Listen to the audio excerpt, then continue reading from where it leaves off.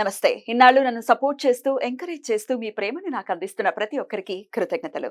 అలాగే ఈ వీడియో కూడా ఖచ్చితంగా మీకు ఉపయోగపడుతుంది. లైక్, షేర్ అండ్ సబ్స్క్రైబ్ చేసి మీ సపోర్ట్‌ని నాకు అందించండి. అలాగే ఈ వీడియో పట్ల మీకున్న అభిప్రాయాన్ని కామెంట్ సెక్షన్‌లో కామెంట్ చేసి తెలియజేయండి.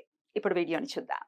నమస్తే. Welcome to our channel. నేను పద్మిని. ప్రస్తుతం మనతో పాటు ప్రముఖ ఆధ్యాత్మికవేత్త, వాస్తు జ్యోతిష పండితులు, లలిత ఉపాసకులు, వాస్తు జ్యోతిష శిక్షణ నిపుణులు బ్రహ్మశ్రీ నానాజీ పట్నాయక్ గారు మనతో పాటు ఉన్నారు. మాట్లాడదాం. నమస్కారం సార్. శ్రీమాత్రే నమః. సార్ ఎలా ఉన్నారు? నేను అద్భుతంగా ఉన్నాను. ఈ క్రోధినామ సంవత్సరంలో అందరూ బాగుండాలి. ఈ క్రోధినామ సంవత్సరంలో ఏం చేసుకుంటే బాగుంటుందనే దాని మీద కూడా ఇప్పుడు చెప్పబోయే అంశం తప్పకుండా, తప్పకుండా. ఎలా మొదలైంది మీ క్రోధినామ సంవత్సరం? అమ్మవారి అనుగ్రహం అనుకోవడాన్ని. డెఫినెట్లీ. సార్, సింధూరం అనేది డెఫినెట్ గా చాలా చాలా ప్రామినెంట్ రోల్ ని ప్లే చేస్తుంది మన అర్చన విషయంలో. ఖచ్చితంగా ప్రత్యేకించి కొన్ని దేవీ దేవతలకైతే సింధూరం చాలా ప్రియంగా చెప్తూ ఉంటారు. ఆంజనేయ స్వామికి అవ్వచ్చు, వినాయకుడికి అవ్వచ్చు, సింధూరాన్ని చెప్తుంటారు. ఏంటి సింధూరానికి ఉన్నటువంటి ప్రాముఖ్యత? అలాగే ఆడవారు ధరించొచ్చా? అలాగే లేపనం విషయంలో ఉండేటటువంటి, అంటే సింధూర లేపనం చేయిస్తూ ఉంటారు, ఎట్లాంటి సమస్యల్ని అధిగమించడం కోసం సింధూర లేపనాన్ని చేయించవచ్చు ఇత్యాది విషయాలు ఒక్కసారి మీ ద్వారా సార్. తప్పకుండా అండి. మీరు ఇప్పుడు అడిగిన ప్రశ్న ఏదైతే ఉందో, ఈ క్రోధినామ సంవత్సరానికి ఇంకా బాగా పనికొచ్చేటువంటి రెమెడీ ఇది. సర్వసాధారణంగా సింధూర లేపనం ఆంజనేయ స్వామికి చేస్తారు. అయితే చాలా మందికి సందేహం ఎప్పటి నుంచో, ఈ సింధూర లేపనం చేస్తాం, ఇది నిజంగానే ఎక్కడైనా ప్రామాణికంగా ఉందా?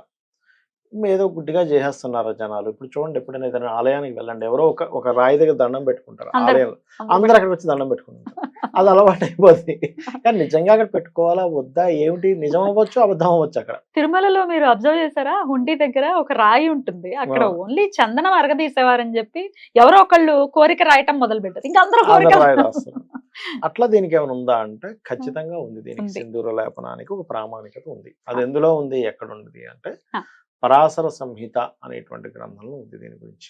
అది ఎలాగా అంటే, ఒకరోజు సీతాదేవి, మీరు ఇందాక అడిగారు చూసారు, స్త్రీలు సింధూరం ధరించవచ్చా? సీతాదేవి సింధూరం ధరిస్తుంది. ఒకరోజు ధరిస్తూ ఉండగా ఆంజనేయ స్వామి వారు చూశారు.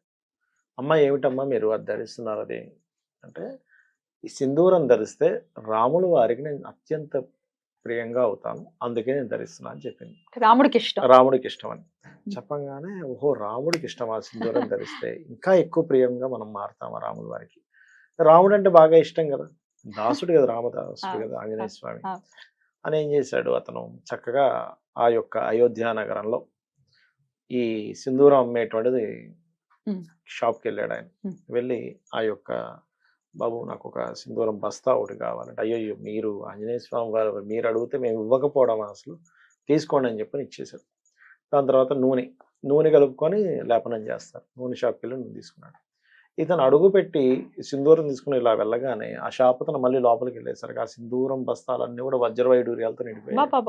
అంటే అతని పాద స్పర్శ అటువంటిది ఆంజనేయ స్వామి. ఎందుకంటే సకల దేవతల యొక్క తేజస్సు ఆయనలో ఉన్నది. విష్ణువు ఒక తెల్లటి ముద్దను తయారు చేసి ఆయన తేజస్సుని, శివుని యొక్క తేజస్సుని, సకల దేవతల తేజస్సును అందులో నింపి ఈశ్వరుడికి ఇచ్చాడు. శివునికి ఇస్తే ఆయన తీసుకున్నాడు. అలా జన్మించిన అతను. అయితే అతను అడుగు పెట్టడం వల్ల నూనె షాప్లో ఉండేటువంటివన్నీ బంగారంగాను, వజ్రాలుగా, వైడూర్యాలు కానీ ఇవన్నీ మారిపోయాయి. తీసుకెళ్ళాడు చక్కగా ఆంజనేయ స్వామి వారు, మొత్తం పులుముకున్నాడు ఒంటికి. స్వామి అని చెప్పి ఆయన ముందుకెళ్ళాడు. ఒక్క క్షణం మాత్రం ఈయన ఎవరా అని చెప్పి అనుకున్నాడు. కానీ తర్వాత వెంటనే రామచంద్రమూర్తికి ఇంత మాధుర్యంగా, ఇంత ప్రేమగా, ఇంత భక్తిగా పిలిచేది ఆంజనేయ స్వామి మాత్రమే అర్థమైపోయి, ఏమిటి హనుమ, ఏమిటి ఇలా ఉన్నావు అంటే, స్వామి మీకు సింధూరం అంటే ఇష్టం అంట కదా, అందుకే సీతామహాతల్లి ధరిస్తుందని విన్నాను, అందుకే మీరు ఇంకా నా మీద ఇంకా ఇష్టంగా ఉంటారు, ఇంకా మీ మీద నేను ప్రేమగా ఉంటానని భావంతో చేసుకున్నాను. కానీ అప్పటికప్పుడు రామచంద్రమూర్తి ఒక శాసనం చేశాడు. ఎవరైతే ఆంజనేయ స్వాముల వారికి సింధూర లేపనం శనివారం నాడు చేయిస్తారు, వారికి ఏలినాడు శని, అర్ధాష్టమ శని, అష్టమ శని ప్రభావం ఏదైనా బాగా ఉండి, శని మహాదశ ప్రభావం ఎక్కువగా ఉన్నా, మంగళుడు సరిగ్గా లేకపోయినా, కుజ సంబంధించిన దోషాలు ఉంటాయి కదా, మంగళుడు సంబంధించిన దోషం ఏదైనా ఉన్నా తొలగిపోవుగా అని చెప్పి శాసనం చేశాడు ఆ రోజు. అలా మనకి ఈ శనివారాలు చేసిన వారికి దోషం ఒకటి పోతుంది. రెండవది ఏంటంటే, శనివారాలు దోషం పోవడం, శనికి సంబంధించిన దోషం ఉంటుంది కొంతమందికి. అంటే కొంతమందికి చూడమ్మా, శనికి పోర్ట్ఫోలియోస్ వచ్చాయనుకోండి, గ్రహాలన్నీ శని ఫలితాలు ఇస్తుంటాయి కొంతమందికి. అంటే ఫలితాలన్నీ ఇచ్చేటప్పుడు ఏమవుతుంది, సాటర్న్ అంటే లేట్ అవ్వడం, ప్రతిదీ లేటే కదా, ఉద్యోగం లేటు, చదువు లేటు, వివాహం లేటు, అన్ని లేట్ అయ్యాయి అనుకోండి, సంపాదన లేట్, మరి ఇబ్బందే లైఫ్ కదా అంతా లైఫ్. కదా, అవును. లైఫ్ అంతా అదొక గతిగా ఉంటుంది కదా. అందుకని ఇలా ఎవరైతే చేస్తారో వాళ్ళకి దోషం పోతుంది అని చెప్పడం జరిగింది. ఇంకోటి ఏంటి, ఈ క్రోధినామ సంవత్సరానికి అధిపతి ఎవరు, కుజుడు, రాజు కుజుడు అయ్యాడు. అవును. కాబట్టి కుజ సంబంధించిన ప్రభావం కూడా ఎవరైతే ఈ వృత్తాంతాన్ని వినడము, అదేవిధంగా ఆంజనేయ స్వామికి సింధూర లేపనం కనుక చేయిస్తే ఈ సంవత్సరం అంతా బాగుంటుంది. అద్భుతం, అద్భుతం. ఎప్పుడెప్పుడు చేయించమంటారు మరి? శనివారాలు, ఉమ్. మంగళవారాలు ఉమ్. చేయిస్తే చాలా మంచిది అని ఉమ్. చెప్పి శాస్త్రం చెప్తుంది. ఎన్ని వారాలు చేయించమంటారు? ఒక 7 వారాలు కానీ 11 వారాలు కానీ. మొట్టమొదటిగా ఏంటంటే మనం ఇన్ని వారాలను ఫిక్స్ అవ్వకుండా చేయించడమే మహాభాగ్యం. ఉమ్. ఆ రకంగా ఫీల్ అయ్యి ఎవరైతే చేస్తారో ఖచ్చితంగా స్వామివారి యొక్క అనుగ్రహం ఉంటుంది. అంతే కదా. అంతే. ప్రేమతో ఆనందంగా జయించడమే కదా ఇక్కడ ఆనందంగా చేయించడం కావాల్సింది. ఆనందంగా ఆనందంగా చేయించడం అయ్యయ్యో కావాలి. శనిపీడ వదలాలి, లేకపోతే ఇది ఇంకోటో కాదు కదా. ఇంకోటో కాదు. అంటే సర్వసాధారణంగా ఏమవుద్దంటే ఎవరి జన్మ జాతకంలో శని కుజులు కలిసి ఉంటారు కొంతమంది. అవును సార్, అవును. కలిసి ఉండడం కానీ, ఆ కలిసి ఉండి అది లగ్నానికి లేదా ఏదైనా పర్టికులర్ భావానికి సంబంధం వచ్చినప్పుడు ఆ పర్టికులర్ అంశాల వల్ల ఇబ్బంది వస్తూ ఉంటుంది వారికి. అంటే లగ్నానికి సంబంధం వచ్చింది అనుకోండి, మాటిమాటికి అనారోగ్యాలు రావడం, బాడీ పెయిన్స్ రావడము, లేదా చర్మ వ్యాధులు రావడం, ఇట్లాంటివి జరుగుతుంటాయి. పర్టికులర్గా ఇప్పుడు మీరు గమనించినట్లయితే శని కుజులు ఇద్దరు కలిసి కుంభరాశిలో ఉన్నందుకు చాలా మంది కుంభరాశి ఆర్ కుంభలగ్నము, కుంభానికి ఏదైనా గ్రహం ఉన్నా వీళ్ళు ఎక్కువ ఇబ్బంది పడుతూ ఉంటారు. వీళ్ళు ఈ పర్టికులర్ టైంలో వారికి ఇంకా బాగా పనిచేస్తుంది ఇప్పుడు ఈ యొక్క పరిహార మార్గం ఏదైతే ఉందో. అసలు ఇన్ జనరల్ గా కూడా శని కుజులు కలిసి ఉన్న వాళ్ళందరూ ఈ పరిహారం చేసుకుంటే ఇంకా మంచిది. డెఫినెట్లీ.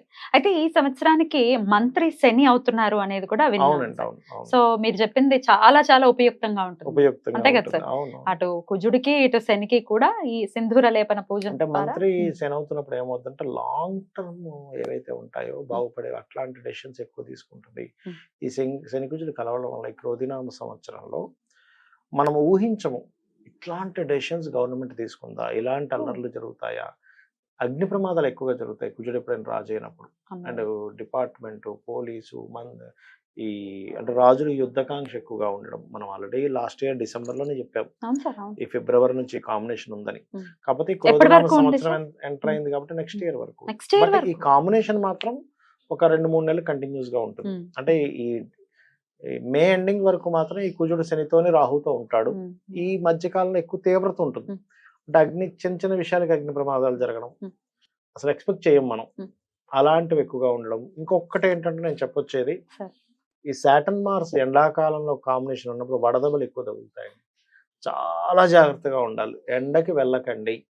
హెల్మెట్ పెట్టుకోనో, లేకపోతే గొడుగు పెట్టుకోనో, లేకపోతే ఆటోలోనో, కార్లోనో, మొత్తం మీద ఏంటంటే ఎండలో ఎక్కువగా ఉండకండి. ఎండాకాలం ఈ శని కుజుల కాంబినేషన్ వచ్చినప్పుడు మీరు ఇన్ని సంవత్సరాలు మీరు తీసుకున్నట్లయితే రీసెర్చ్ లో వడదెబ్బ ఎక్కువగా శని కుజులు కలిసినప్పుడు ఎక్కువ జరుగుతుంది, ఎండాకాలం వస్తాయి. కాబట్టి జాగ్రత్త తీసుకోవాలి. ఒకవేళ ఎండలో తిరిగిన వెంటనే చల్ల నీళ్లు తాగేయడం, లేకపోతే ఏసీలోకి వెళ్ళిపోవడం లాంటివి చేయొద్దు. ఎగ్జాక్ట్లీ. ఇమీడియట్ గా వడదెబ్బ అనేది వెంటనే వాతావరణం ఇమీడియట్ మనం మార్చాం కదా. అలాగే ఆడవాళ్ళు కూడా ధరించచ్చా సార్? పాపిట్లో పెట్టుకోవచ్చా? ఆడవాళ్ళు ధరించాలి. ధరిస్తేనే లక్ష్మీప్రదం ఖచ్చితంగా. సింధూరం. అద్భుతం సార్, చాలా అద్భుతమైనటువంటి విషయాన్ని తెలియజేస్తారు. Thank you so much sir. నమస్తే. శ్రీమాత్రే నమః.